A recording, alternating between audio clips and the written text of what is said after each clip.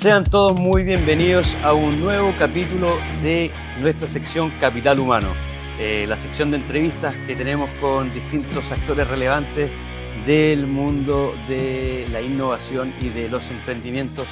Hoy tenemos un tremendo invitado, empresario, emprendedor, mentor, inversionista, profesor, más de 14 años, vinculado al ecosistema del emprendimiento y la innovación, padre y amante de la cocina. Tremendo invitado, le damos la bienvenida al gran Federico Iriberri. ¿Cómo estás, Fede? Bien, bien, oye, gracias por la intro, la invitación y felicitarte por el espacio. Creo que es súper necesario que eduquemos de esto, que conversemos de esto, que le mostremos esto del capital digital y del capital humano a todos los que estén interesados, así que gracias por la invitación. Muchas gracias, Fede, gracias también por tu tiempo. Cuéntanos un poco, ¿cómo ha sido tu experiencia? ¿De dónde viene esa motivación vinculada al emprendimiento, a la innovación? Cuéntanos un poquito de ti para que todos nuestros auditores, todos los que nos están viendo, te conozcan. Diría que nace de mi historia familiar en el fondo. Mi papá es de una generación en donde era raro el concepto de emprender. Entonces, en general, si tú habías estudiado una profesión independiente, eres un profesional independiente, pero no existía mucho este concepto del emprendedor. Estaba como el empresario y quizás el arquitecto o quien desempeñaba su profesión, pero no necesariamente de hacer un negocio. Y él funda su propia compañía, él se dedica a la fusión y adquisición de compañías como consultor.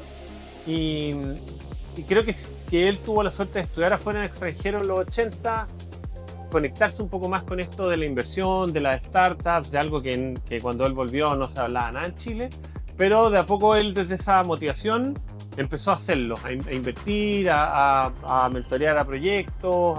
Y entonces yo escuchaba estas conversas en mi casa y mi papá nos comentaba a nosotros, yo tengo un hermano gemelo, así que un buen dato para todos, que si se encuentran conmigo en Santiago, lo más probable es que no sea yo porque vivo en Concepción, así que...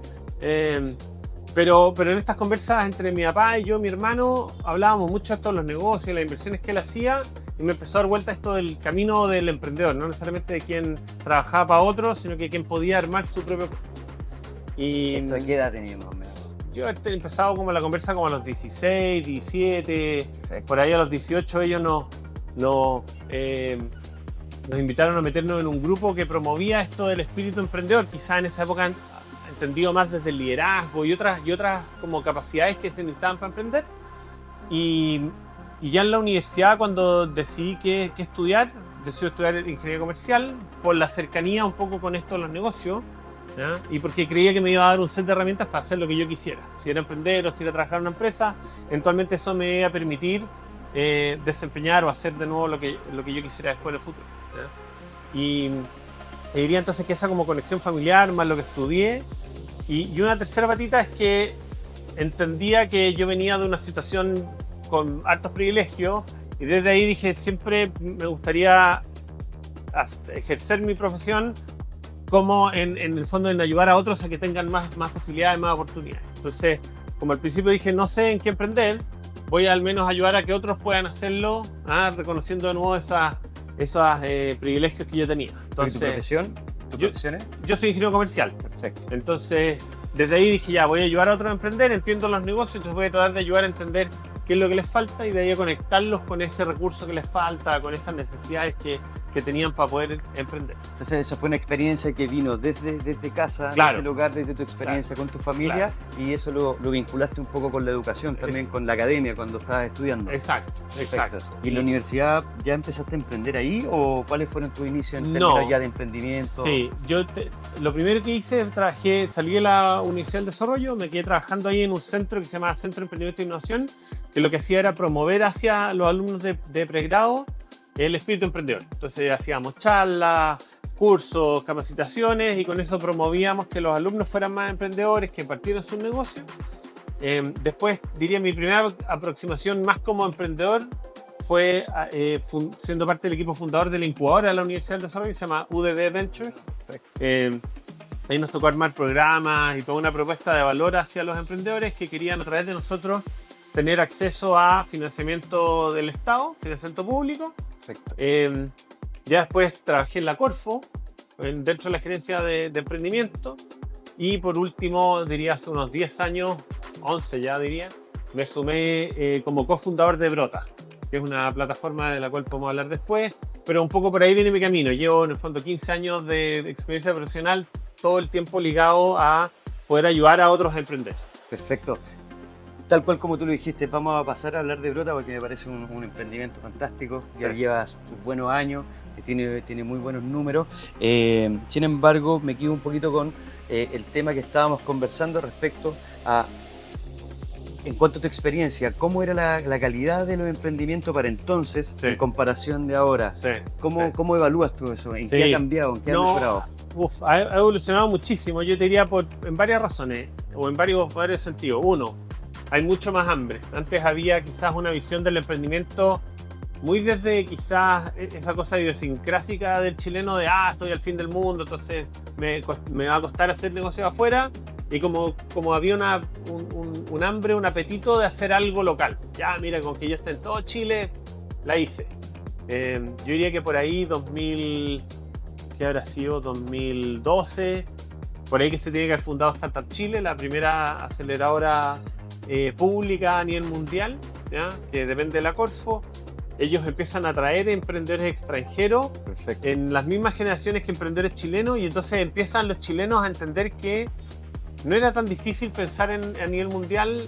Esto, además de juntarse con extranjeros, les permitía hacer redes a nivel mundial, y entonces nace un hambre por hacer cosas mucho más grandes, por de verdad crear negocios que resuelvan los problemas a escala mundial. Lo segundo es la preparación, ¿ya? Tanto nosotros en Brota como el ecosistema ha ido evolucionando en cómo entiende lo que es una startup o cómo se diferencia la startup de una empresa tradicional. Hay mucho más entendimiento, hay mucha más experiencia, hay muchos más casos de éxito, hay muchos más casos de fracaso también, que al final han ido nutriendo y educando y formando a una nueva generación de emprendedores mucho más preparados, con más herramientas, etcétera. En ese sentido, quizás Brota, el ecosistema de emprendedores, de emprendimiento, quizás también ha sabido identificar los distintos actores relevantes que impactan y que pueden ser sin duda alguna una sinergia para que esto vaya creciendo. Sí, 100%. Yo diría que por ejemplo, hasta hace unos 5, todo el ecosistema era muy Corfo dependiente, que no es malo necesariamente, pero que sí generaba ciertas fricciones o restricciones, porque Corfo al final mandaba qué es lo que podía haber o no haber en el ecosistema en torno a las instituciones de apoyo. Claro. Se ha ido moviendo más desde esa experiencia hacia el mundo privado, entonces ya empezamos a ver las primeras aceleradoras privadas, las primeras incubadoras, las primeras redes de ángeles, las primeras plataformas de inversión, etc. Y se ha ido ampliando entonces la gama, el espectro de oferta, y eso ha ido ayudando a que los emprendedores también tengan mejores herramientas, tengan acceso a instituciones que tienen los intereses más alineados. Lo mismo que está haciendo la academia, quizás también con la propia incubadora. Tal cual. Yo creo que, como te digo, se ha ido abriendo las incubadoras. La Corfo ha ido empujando a la incubadora a ser más independiente o más autosustentable, y desde ahí, tanto las incubadoras de la academia como las privadas han ido empujando un poco la vara. Y en la medida que se alinean esos intereses, el emprendedor siente que tiene un partner que de verdad está comprometido con el largo plazo, y no solamente que tiene un interés para cumplir con una métrica después desentenderse de lo que queda el viaje. El viaje de hacer empresa es un viaje largo hasta que se vuelve uno independiente. ¿Te fijas? Como que la empresa se vuelve autosustentable. Entonces, el viaje del emprendedor, yo lo viví cuando estuve en la incubadora con Southercom, me acuerdo ahí que... Claro. Este profesor, así que no me acuerdo, ahí el viaje del emprendedor, súper relevante. Y otros actores más también incluso, como por ejemplo Casa W con Iván Fierro, que es uno de los cofundadores de este espacio maravilloso que también nos facilita para poder hacer esta entrevista justo a Fede. Así que ahí nuestro agradecimiento. Sin duda, han ido rompiendo estos actores que antes, como te digo, dependían de la Corfo, y ya han ido encontrando su espacio. Casa W es uno de esos ejemplos. Están por abrir una oficina ahí en el Mall Mirador, así que todos invitados a conocer este tipo de espacios donde se juntan al final personas que tienen que ver con la innovación, con lo digital, con el emprendimiento, y buscamos estos espacios para poder encontrarnos con gente que está, como diríamos en chileno, en la misma que uno. ¿Te fijas? De hecho, pronto vamos a conversar y le vamos a tener más información respecto a ello. Pero para no desviarnos mucho también de nuestra conversa, Fede, me hablaste de Brota. Sí. Me gustaría saber un poquitito, y también para que le puedas contar a nuestros espectadores cómo nace esta iniciativa, cuáles fueron sus puntos álgidos, sus puntos complejos, cómo de una idea se logra finalmente llegar a puerto, que es algo muy complejo hoy en día. Los emprendedores tenemos distintos estudios que dicen que gran parte de los emprendimientos no necesariamente llegan a puerto final. Muchos naufragan, pero ¿cómo lo hicieron ustedes? Sí. Mira, esto nace de la experiencia de la experiencia de mi socio. Mi socio se llama José Antonio Berrío y José Antonio estudió ingeniería civil industrial, mención informática, y desde ahí siempre quiso hacer negocios digitales, ¿ya?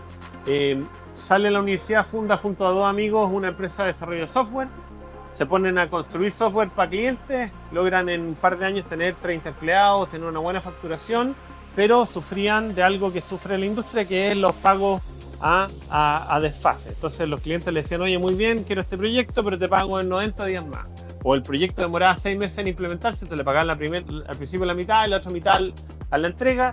Mientras tanto, él tenía que pagar sueldo, y desde esa experiencia dijo, oye, bueno, me voy a bancarizar. Salió a la industria bancaria a tratar de conseguir financiamiento y le costó mucho. De hecho, solamente un banco les abrió la puerta. ¿De qué año estamos hablando más o menos? Esto debe haber sido 2009, por ahí. 2010. No estaba tampoco, ni en la banca tampoco estaba muy digitalizada. No, emprendimiento. Y estaba muy lejos esta mirada del emprendimiento. El emprendimiento se entendía como algo que se hacía con recursos propios. Riesgo, exacto. Entonces, no. Y como que no era parte del negocio local. Yeah. Y desde ahí mi socio sale de esa compañía y conoce el mundo del financiamiento colaborativo, el crowdfunding, y decide fundar esta plataforma que finalmente lo que hace es conecta a personas talentosas que están tratando de resolver un desafío a través de la creación de un negocio, de una startup, con personas que quieren invertir y sentirse parte de la construcción de esos negocios digitales o de estas startups, y juntos poder en el fondo construir soluciones que puedan de verdad acabar con un problema social y medioambiental.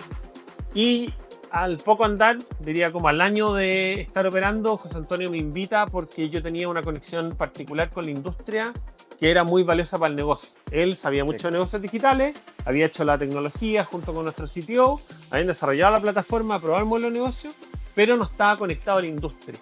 Y esa patita se la agregaba yo. José Antonio me invita a ser cofundador de Brota y ayudarlo en ese desarrollo. Perfecto. Ahí, perdón que te interrumpa, Fe, sí.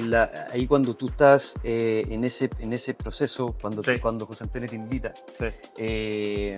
¿dónde estabas tú? ¿Qué estabas desarrollando? ¿Fue una buena noticia? Sí. ¿O también te costó un poco? ¿Cómo lo tomaste tú? Yo estaba trabajando en la Corfo, estábamos en un periodo de cambio de gobierno, por lo tanto, y un cambio de gobierno de un gobierno de una tendencia a un gobierno de otra tendencia, entonces significaba que se cambiaban todos los jefes de piso, todos los gerentes. Claro. Por lo tanto, yo dije, oye, yo pongo mi cargo de disposición, y medio se encontró esa como disposición mía a salir con la oferta de José Antonio con la invitación de José Antonio a sumarme al equipo. Buenísimo. Sí, lo interesante es que yo había estado justo en la Corfo evaluando proyectos de una línea que buscaba promover la inversión privada en las startups, y había podido realizar que tenía súper poco impacto, que habían logrado transferirle fondos a distintas instituciones para que ayudaran a promover esa conexión, pero no era una promoción eficaz, ¿no? O sea, pasaban varios cientos de millones de pesos y eso tenía poca injerencia al final en que los privados pusieran plata. Y entonces me hizo mucho sentido la invitación, se alineaba de nuevo a mi experiencia, a lo que yo sentía que le hacía falta al ecosistema. Y bueno, algunos de los desafíos que pasábamos en ese minuto, primero estábamos haciendo algo que la gente no entendía que necesitaba. Yo le decía a la gente, oye, puedes invertir en startups. Chuta, la gente tiene poca educación financiera, quizás ha ido cambiando en los últimos años, pero hace 11, 12 años cuando partimos, la gente entendía cómo invertir, como el ahorrar, o quizás hacer algunas cosas en la bolsa, pero no se abría quizás el mundo inmobiliario, pero no necesariamente el mundo de las acciones de startups. Claro. Y el otro gran desafío era que legalmente lo que nosotros hacíamos no estaba dentro del marco de la ley, tampoco era considerado ilegal, porque claro, la regulación del mercado de valores se creó en los 80 cuando no existía internet. Claro. Entonces el operar una plataforma de este tipo, por suerte logramos encontrar un grupo de abogados, a una oficina de abogados que nos prestó ropa, diríamos en chileno, que nos acompañó y armó una defensa y una tesis legal de por qué lo que hacía Brota no era ilegal. Pero partimos con hartas cosas en contra y diría que lo bueno que siempre tuvimos en mente con mis socios es que entendíamos que el ciclo de una de estas inversiones es más o menos largo. ¿Ya? Invertir en una startup debería dar fruto, si es que logras el camino exitoso, entre 5 y 7 años. Entonces nosotros cuando partimos esto dijimos, oye, no esperemos ver para nosotros y para el negocio un gran crecimiento, porque no vamos a ser capaces de generar un primer caso de éxito hasta 5 o 7 años más. Entonces siempre construyamos esto pensando en ese plazo. A largo plazo. Claro, a más largo plazo que, oye, este negocio de plata a final de año no se mata. Porque sabíamos que podía tomarnos tiempo generar casos de éxito que permitieran construir confianza y estimular más esta actividad en el ecosistema. Perfecto. Y en ese sentido, bueno, es un gran desafío pasar por estas barreras regulatorias. Sí. ¿Y cómo lo hicieron o cómo estaba el campo en términos, había más competencia, ya se estaba haciendo, ustedes fueron innovadores en esto o alguna otra experiencia quizás que se estuviera dando quizás en Latinoamérica? Sí.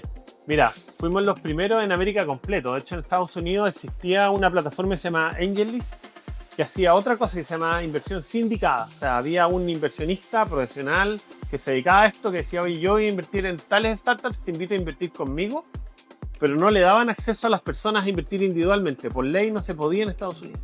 Entonces nosotros fuimos los primeros en América. ¿Ya tenían regulación?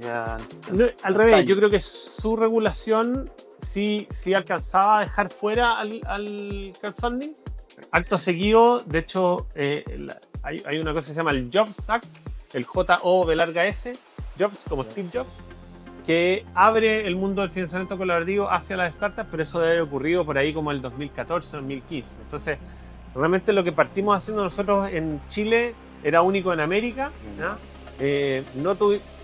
Teníamos personas que hacían financiamiento colaborativo en otros aspectos, por ejemplo, había crowdfunding o financiamiento colaborativo de deuda, habían donaciones, pero no necesariamente de inversión en toda América. Por lo tanto, era muy difícil presentarnos porque tampoco teníamos un referente con el cual decir, oye, mira, nosotros hacemos algo parecido a lo que hace tal plataforma. Claro. Exacto. Entonces nos tocó construir Un relato. desde cero completo. Claro. Nos tocó pavimentar el camino entero para la industria. Mira, tremenda experiencia. Tremenda experiencia. Sí. Y ahora, en la actualidad, ¿cuál es el actual estado de Grota? ¿En qué se encuentran? Danos, no sé si tienes por ahí alguna cifra, algún datito, algún número. Sí. A ver, como contábamos antes, no fue un camino fácil. Entre medio hemos visto aparecer y morir varios competidores, lo que nos pone tristes, porque al final la competencia solo promueve, estimula que haya crecimiento en la industria, que haya más oferta. Por lo tanto, que hayan muerto otras, habla de que quizás esos emprendedores o tenían una visión más cortoplacista o estaban ahí por las razones equivocadas, o porque simplemente no daba la industria para que hubiese mucha más competencia. Nos gusta ver que hoy día hay al menos esfuerzos por promover que haya más actores dentro de esta industria. Pero ¿qué es lo más complejo? Sí. Encontrar en este caso, encontrar el buen emprendimiento, la buena Buena startup, pregunta. o encontrar finalmente el financiamiento. No, yo La creo que persona saber, quiere invertir. yo creo que saber aguantar. O Yo las creo que lo que ha fallado nuestra competencia es que han promovido esto desde el marketing, desde la comunicación, como una oportunidad para ganar mucha plata. Y como esa promesa muy largoplacista, los inversionistas vienen a exigírselos antes. Si te digo, oye, invierte hoy día y vuélvete millonario, pero en 7 años más, y no te cuento esa parte, y tú en 3 años querís la plata de vuelta con grandes ganancias y no lo encontráis, Claro. se lo vaya a ir a exigir a esa plataforma. Y yo creo que en eso nosotros hemos sido súper cuidadosos. ¿En qué estamos hoy día? Bueno, han pasado 11 años de este viaje. Hemos financiado 79 campañas exitosas de 74 startups, ¿ya? O sea, 74 proyectos han levantado capital. Hemos permitido que 5.200, un poquito más, personas hayan podido invertir desde $500 en estos proyectos, ¿ya? Y hemos juntado un poco más de 30.000 millones de pesos a estos emprendimientos, a estas startups. ¿Siempre son emprendimientos nacionales? Sí. ¿O tienen alguna...? No, tienen que ser empresas en Chile porque lo que sí la regla, en realidad como yo opero bajo el marco de la ley en Chile, Claro. si ofrezco, por ejemplo, participación de un negocio en el extranjero, tendría que regirme por la regulación de dónde está basada ese emprendimiento. Entonces lo hemos hecho solo para Chile.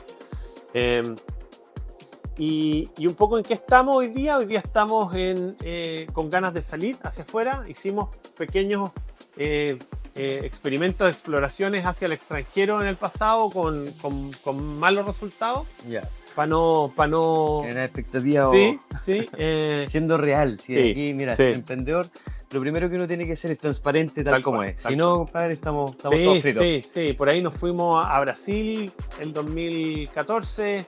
Nos terminó estafando el socio brasileño, así que Brota funcionó en Brasil, pero terminó no siendo nuestro. Así que lo único que pudimos hacer con los pocos recursos que teníamos era exigirle que nos devolviera la marca.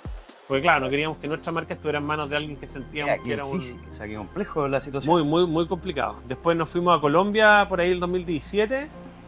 No logramos operar porque salió una regulación, yo diría muy rápido, muy asustados con Colombia, con que se prestara este tipo de plataformas para el lado de activos, para el lado de dinero. Entonces regularon muy mal, regularon muy estricto y eso no hacía viable los modelos de negocio. De hecho, en Colombia sigue no existiendo una plataforma de inversión de startups como la nuestra. Mira, Fe, qué compleja experiencia, pero al mismo tiempo de aprendizaje para seguir creciendo. Y mira, yo, bueno, en la introducción estuvo ahí bien rimbombante, pero básicamente pasa por también la experiencia. Y en ese sentido, la experiencia hoy para todos los emprendedores es súper relevante. Sí. Cuando con un grupo de amigos nos juntábamos y conversábamos respecto a las oportunidades reales que uno tenía como para poder ser mentoreado o aprender. No hay tanto tampoco. No. Y esto todavía también sigue siendo hasta cierto punto un poquito cerrado, ¿no?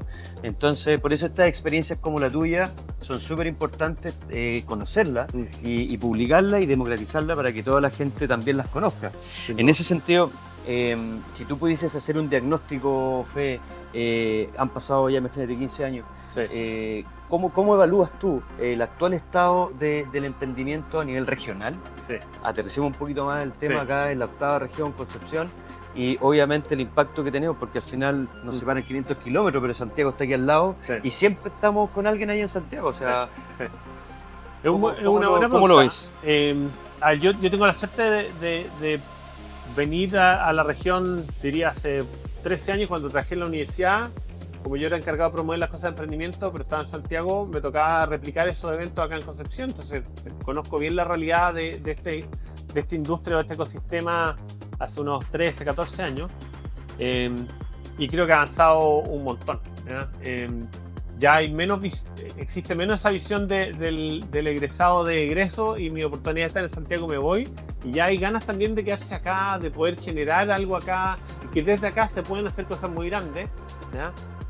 Ya empiezan a ver los primeros casos de éxito, ya empezamos a entender que la misma región tiene que diversificar su matriz económica, que ya no podemos depender de la industria dura, por llamarle a la industria del cemento, de los metales, etcétera, o del puerto, sino que tenemos que empezarnos a pasar a los negocios digitales. Entonces empiezan a aparecer las startups de base tecnológica, de base científica. Ahí la academia está ayudando mucho a que haya transferencia de esa investigación que se hace en el laboratorio hacia el mercado y que de ahí puedan surgir nuevas compañías. Se acaba hay un ejemplo a nivel mundial que se llama Secure Quantum, que hacen seguridad cuántica digital para el negocio de los bancos. Y creo que eso puedan hacer en la octava región muestra que se pueden hacer grandes cosas desde acá y que es una mezcla de tener el hambre, de juntar a las personas adecuadas y de eventualmente encontrar el financiamiento que te permita generar una validación del negocio y con eso poder escalar. Hay un problema, y siguiendo esa línea, estamos pasando por una situación en términos de economía bien complejo, en términos también macro.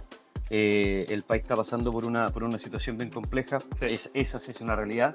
Y sobre todo aquí Concepción, bueno, la octava región en general, con cierre de industrias relevantes como Huachipato. ¿Cómo lo ves tú? Esto es realmente, bueno, hay que aprovechar el contexto en el que nos encontramos y quizás apalancar más aún el ecosistema. ¿Es una oportunidad? Sí, sin duda. ¿Cómo se puede enganchar finalmente? Sí, sin duda. Si tú miráis, por ejemplo, de los países que más crea emprendimiento exitoso en la región es Argentina. Y probablemente está muy basado en que el argentino dice, oye, si quiero hacer un negocio y quedarme en mi realidad política económica local, estoy frito porque no lo voy a poder hacer, porque era un país en declive en los últimos probablemente 20 años. Y desde esa, como esa necesidad, porque ahí ni siquiera había que tener ganas de salir, o el argentino salía o se iba a quedar en una cosa chica. Buscaron y generaron al final grandes casos de éxito como Mercado Libre. Entonces, yo creo que aquí está un poco esa oportunidad hoy día de empujar esta industria, de que esta industria ayude a diversificar eso, que nos ayude a que el talento se quede aquí, para que no necesariamente terminen de estudiar acá y se vayan a Santiago o a otro lado. Que al revés, de traer gente de vuelta. Yo llegué a la región hace 2 años, estoy casado con una penquista, pero creo que es la oportunidad de que gente talentosa que era de aquí, que vive en Santiago o en otros lugares, se pueda devolver acá y querer basar acá sus emprendimientos, desde acá generar empleo, generar entonces así movilidad social y transformación económica, ¿cachai? Perfecto. Y sobre esa base, Fede, cuando vemos que la realidad de la región tiene condiciones y efectivamente podemos apuntar a un objetivo mayor. Sí. ¿Cuál es tu percepción respecto justamente del ecosistema? Y a partir de eso, ¿qué es lo que tú más rescatas de lo que estamos viviendo hoy en día como ecosistema? Sí. De a poco empezamos a ver los primeros casos de éxito en la región que han sido capaces de escalar sus negocios y de salir de la frontera de la región y del país, porque han podido acceder, diría yo, al link que le faltaba a esta industria para ser exitoso, que es el financiamiento privado. Entonces ya empezamos a ver casos como hablábamos de Secure Quantum, está Pawi, que se financió a través de Brota, una plataforma enfocado en ayudar a los veterinarios a gestionar de mejor forma sus clínicas y a tener fichas electrónicas, digitales, etc. Está por ahí Lisi, que es un software para la gestión de mantención de aire acondicionado y sistemas de refrigeración, que ya cerró sus primeros clientes en Miami, que levantó capital.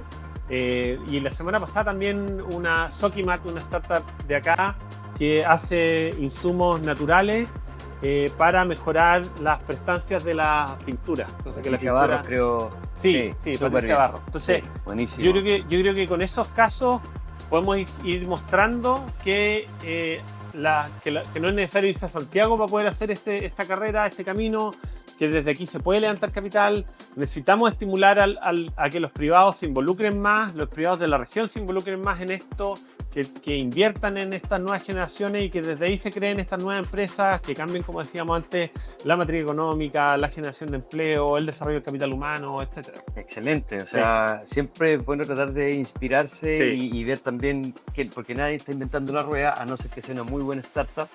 Lo que sí que el camino ya muchas personas lo han vivido antes, entonces de ahí también la importancia de poder conocer experiencias y ir tratando de sortear esos problemas y poder mejorarlos, ¿no? Sí. Y en ese sentido, Fede, ¿qué recomendaciones le darías tú a los emprendedores que hoy en día están justamente esforzándose, que están trabajando duro para levantar su emprendimiento? Recomendaciones desde un punto de vista también del diseño y del rediseño, probablemente, hasta ya etapas más avanzadas. Sí, pues. Yo diría que lo primero es que busquen un buen problema que los motive a resolver. ¿Ya? Yo creo que emprender es tan difícil, como hemos estado conversando, que si no hay una motivación por realmente resolver un desafío, un problema, la probabilidad de tener la esponja es muy alta, la toalla, perdón, es muy alta. ¿Ya? ¿Por qué? Porque si no tienes una conexión con ese propósito, con ese problema que estás tratando de resolver, la probabilidad de que pierdas la motivación es muy alta. Eso es lo primero. Lo segundo es que diría que la inversión es consecuencia de hacer bien algo y no necesariamente el fin último de hacer una startup. Yo creo que hay un mal concepto de que la startup se crea para buscar capital y capital finalmente, como decía, es el resultado de poder construir algo que crea valor, de poder transferir eso al mercado, y en la medida que el mercado reacciona a tu oferta, vaya a encontrar inversionistas que van a estar interesados en sumarse a tu proyecto y ayudarte a empujar algo mucho más grande. Entonces, busquen un buen problema, busquen crear valor, y desde la creación de valor el capital va a llegar. Eso va a ser consecuencia de hacer un buen negocio, que la gente, que los clientes les guste tu producto, que valoren tu propuesta de valor. Finalmente. Perfecto. Sí. Hoy en día justamente estamos pasando de una generación de soluciones, de servicios y productos a una muy buena propuesta de valor. Sí. Tratar de buscar buenas propuestas de valor. Sí. Y también quizá, ¿qué opinas tú, Fede, respecto a tampoco quizá no cerrarse a la posibilidad del rediseño? O sea, también en muchos casos, a mí también me pasó, los emprendedores como que se enamoran mucho de su producto, de su servicio y como que no están tan abiertos a modificarlo. ¿Cómo lo ves tú también eso? Yo entiendo un poco de dónde viene. Creo que tiene que ver más con el origen técnico de muchas veces de los fundadores que se enamoran, como decís tú, del producto o de la solución, más que de tratar de resolver el desafío, como decía. Yo creo que lo que tenemos que mantener siempre es la cabeza abierta para escuchar al cliente y sus necesidades. Y ojo, esa frase del cliente siempre tiene la razón. No es Depende. Sí, y no es lineal, no es él me dice que necesita el auto rojo y por lo tanto no sea auto rojo. En realidad lo que tengo que tratar de entender es qué es lo que necesita. Entonces el cliente tiene razón porque él es el que tiene la plata que yo quiero y yo tengo que poder venderle algo que solucione realmente su problema. Como dicen por ahí, Henry Ford le preguntaba a la gente qué quería y la gente le contestaba a caballos más rápido y él entendió en realidad que lo que querían era ir más rápido y no necesariamente a caballo. Claro. Entonces el cliente tenía la razón en ese caso, pero Henry Ford encontró una forma de solucionar de mejor manera lo que esa gente necesitaba, que era andar más rápido. Entonces, yo creo que es importante pivotear, es importante mantener la cabeza abierta. La razón número uno por la cual fracasan las startups es por la falta de financiamiento, y eso no es solo una cosa de inversión, es que probablemente no logran crear un producto o un servicio que es valioso para el mercado y por lo tanto no tienen venta. Perfecto. Ahí está, uno de los buenos consejos que Fede nos comparte. Fede, ya estamos cerrando la entrevista. Sí. Si nos quisieras compartir algo importante, algo relevante que tú consideres que es necesario que todos los emprendedores, bueno, toda la audiencia, todos que nos estén escuchando, aprendan de alguien que lleva ya casi 15 años en el mundo del emprendedurismo y de la innovación. Sí. Creo que es súper importante que, sobre todo para la región. Estamos acá en la 8ª región, estamos dirían, por lejos, en el segundo ecosistema más potente para que se desarrolle el mundo de las startups y tenemos que impulsarlo, ¿ya? Por lo tanto, ahí es tarea de todos. Lo más importante es que nos abramos todos a que exista colaboración, que nos vinculemos tanto a la academia como el mundo empresarial, los inversionistas, los trabajadores independientes. Ahí juegan roles clave, espacios como el de Casa W, que es un punto de encuentro para el ecosistema, cowork, donde se encuentran emprendedores, empresarios, inversionistas, mentores, finalmente gente que está buscando lo mismo, crear nuevos proyectos, crear nuevos negocios. Y diría que lo que le dejo a la industria es la tarea de colaborar, ¿ya? Emprender es muy difícil y si no estamos todos tratando de empujar en la misma dirección, la probabilidad que le puede ir bien al país, que podamos generar más casos de éxito es baja y por lo tanto misión número uno de todos, vincularnos, ver cómo podemos aportar, no necesariamente siempre es recursos, es con consejos como mentores, es con abrir las redes de contacto, es con probar el producto de un emprendedor, eso también le ayuda al emprendedor, darle feedback positivo, ¿ya? Así que todos invitados a colaborar, que con eso ayudamos a que haya más capital digital y más capital humano. Perfecto, buenísimo. Ahí estaba la entrevista con nuestro amigo ya, Federico Iriberri, un grande. Muchísimas gracias por haber asistido, Fede. Y bueno, estoy seguro que nos vamos a volver a encontrar en alguna otra entrevista más adelante. Súper, gracias por la invitación. Estemos bien. Ahí estamos. Nos vemos en una próxima entrevista, chicos, y los dejo invitados a que puedan seguir nuestras redes sociales y también las de todo el ecosistema de emprendimiento e innovación. Hasta la próxima. Gracias. Chau, chau.